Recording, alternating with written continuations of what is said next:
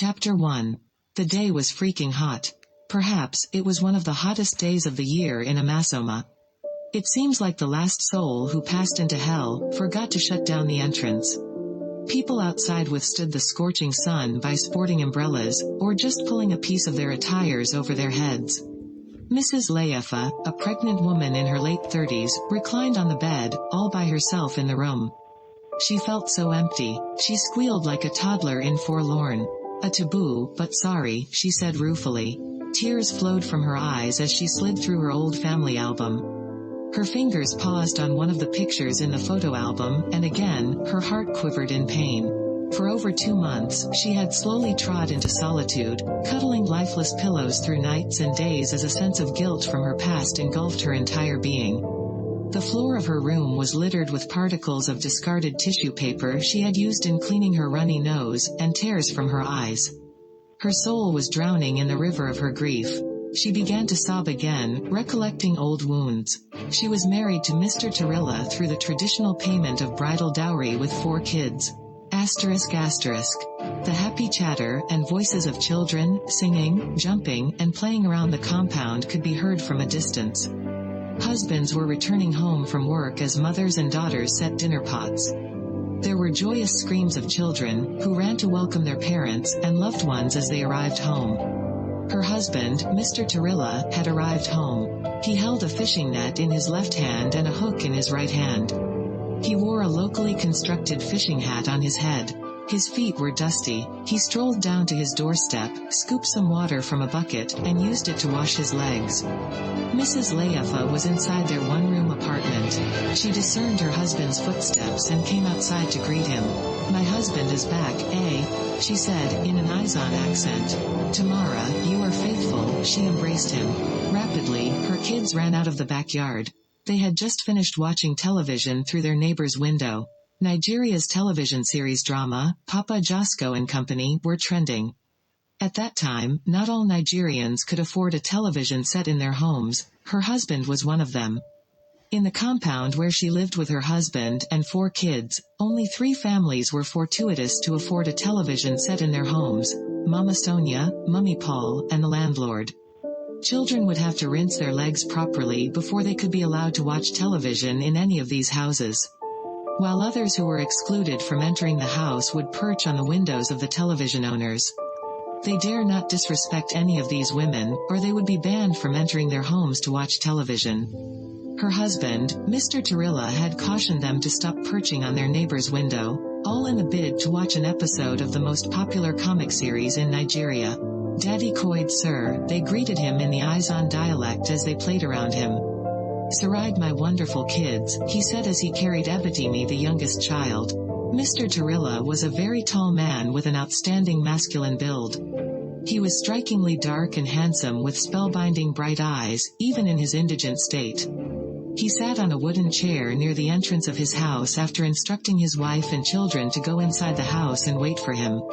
He was disheartened. He had left the house very early in the morning, so he could take out enough time to toil other areas in the river, but after toiling all day, he still could not have a single catch. He was so devastated and lost in thoughts of how he would face his wife and children. He sat, resting his right hand on his jaw. He was deeply lost in thoughts of what they would eat that night, and of what he could do to help him cater to his family. He was so lost that he didn't notice his wife yelling his name, and even came outside from the room, and patted him on his shoulder. With great shock, he jumped up and wanted to run away. "Why are you running when no one is pursuing you?" Mrs. Laefa said sardonically. "Please woman, I am not ready for your trouble this evening. Can you allow me to sit down here in peace? I am meditating, for crying out loud," Mr. Tarilla said.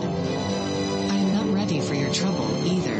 And I am not stopping you from meditating. The kids are hungry and it's getting late already. What are we going to eat? And how did your fishing go?" she asked, but he muted her. "My husband," I said, "how was fishing today? Or are we not going to eat this night?"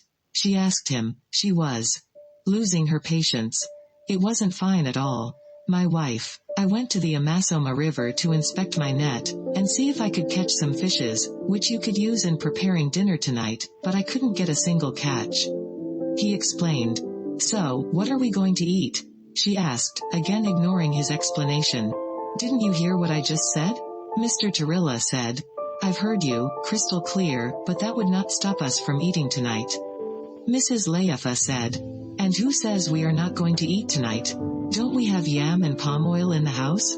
Boil yam for us to eat, Mr. Tarilla said. Yam and palm oil again? That is all right, we will sleep on an empty stomach today since you have refused to perform your fatherly responsibilities in this house, she resolved in rage. My wife, what is the matter with you? What has come over you? Is yam and palm oil not food? Or is it my fault that I don't have money now? Mr. Tarilla said. Tell me who's the fault? She exploded in rage. Every time, you will be telling me stories for the gods. Can't you travel to any of the big cities and look for a lucrative job there? You are here, sitting down, folding your arms, waiting for manna to fall from heaven. Papa Oyankro, there is no food for a lazy man like you. Didn't you see your friend Femi, who left Amazoma for the big city? Is Femi not your friend in school? Your mates are out there buying cars for their wives, and buying good clothes for their children, but all you could do for your family is starve them of hunger. All you could do for me ever since you married me, is to make me, beautiful me, a whole me, a queen, a priceless jewel to start selling snails at Swale Market. Now tell me, are you not a wicked man? She complained with intense anger as her husband went inside the room, ignoring her ranting.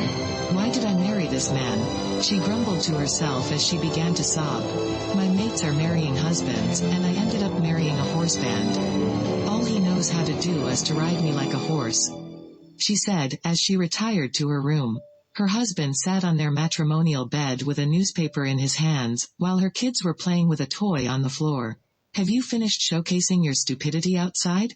Why did you come inside the house? Or do you need a microphone so that our neighbors can hear you loud and clear? Her husband said with a grimace. His eyes were carelessly fixed on the newspaper. I am not stupid, useless man, Mrs. Layefa said, as she began to shed crocodile tears. Little Epitime started crying as soon as she saw tears rolling down her mother's face, but she yelled at her to keep quiet. Mr. Tarilla let go of the newspaper and stepped closer to her. Layefa, my love, please stop crying, he said as he fondled her heartily. Don't touch me, you called me stupid, she said, rudely. Oh, my God, why are women like this? But you have been abusing me perpetually.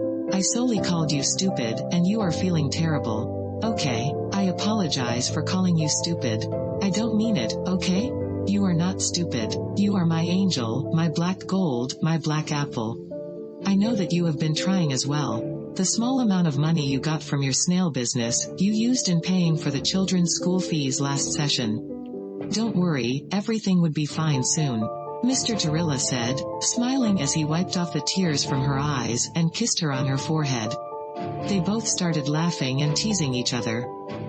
After a while, she boiled some yams and served her family dinner. After dinner, her husband strolled out and came back to the house when it was pitch dark. The kids have already fallen asleep on the mat that was spread on the floor of her room. As he lay on his bed, he stared at the tiny walls of the room. He closed his eyes shut, hoping his body would let him relax and fall into a deep sleep, but he was sleep deprived. He kept on tossing and turning for 3 hours. Sleepless nights weren't new to him, but this one was unusual because his mind refused to shut down. As he shifted, the bed creaked. When it was 3:45 p.m., his eyes became heavy and he fell asleep. At daybreak, he opened his eyes and abruptly felt the radiant light from the window pierce through his eyes. It was already 8 a.m. His kids who have woken up greeted him in their native dialect. Mrs. Layefa was outdoors washing her kids' dirty clothes, her usual Saturday routine, when a man from the post office moved toward her. The man gave her a letter to give to her husband and asked her to sign it. No, the man left, then she took the letter inside to her husband, who unsealed the letter and read it aloud. The letter was from Femi, who was inviting him over to Lagos. Aside from the letter, a mouth-watery amount of money was neatly arranged inside the small brown envelope. The money was for his transportation fare to Ner has Lagos and any other miscellaneous. Her husband's heart leapt for joy as he jumped up and down, his wife and kids followed suit. The letter lifted the mood of the family. Daddy will soon buy a television. whispered Oyen Crow to his siblings as he jumped up and down the room with excitement. He was her first child, a boy of 10 years. He looked so much like his father, too big for his age. "Daddy, will you buy television for us?" said little Epitime, who was still learning how to pronounce words. "Oyen Crow, so you no longer read your books. You are busy telling your sister about television," said Mrs. Layefa. "Sorry, Mummy," said Oyen Crow shyly. "Why are you telling me sorry? Am I sick?" said Mrs. Layefa. "Don't worry kids, when I return from Lagos, I will buy television in the house," said Mr. Tarilla. "Yeah, chorus, his kids. But promise me, it won't stop you all from reading your books and taking the first position in the class," said Mr. Tarilla as he grinned. "Promise Dad," said his kids. "All right, come and give Daddy a hug," said Mr. Tarilla. They ran to embrace him. Thereafter, he gave his wife some money. She bought some foodstuffs and prepared rice and chicken stew for breakfast. They ate the food and cracked the bones like hungry lions. That day was like a Christmas day for them. It has been a while since they ate such a palatable meal. End of Chapter 1. Chapter 1.